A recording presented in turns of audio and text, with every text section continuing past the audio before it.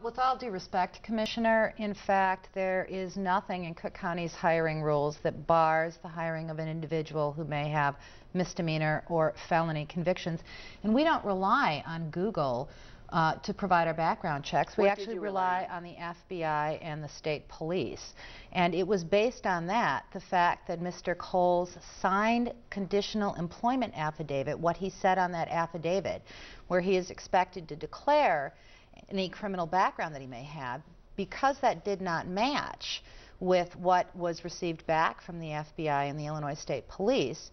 And furthermore, when he was interviewed subsequently by the Inspector General's office, because his remarks still didn't jive with that, the Inspector General determined that there were discrepancies, reported back to the administration, and in less than a week he was terminated for being dishonest on his affidavit. I think the problem people have with that, though, is that he was hired in October.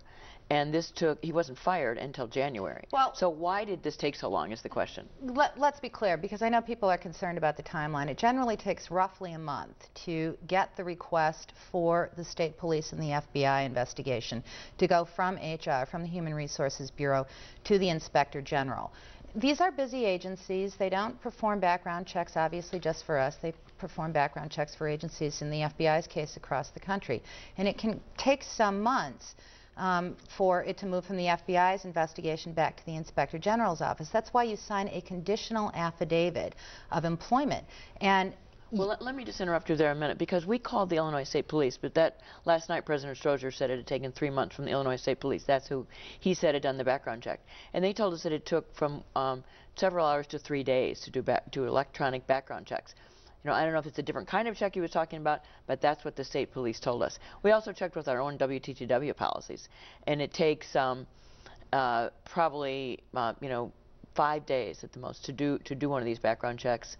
That's an electronic background check. Costs about $55. We get all the criminal records, get the employment history.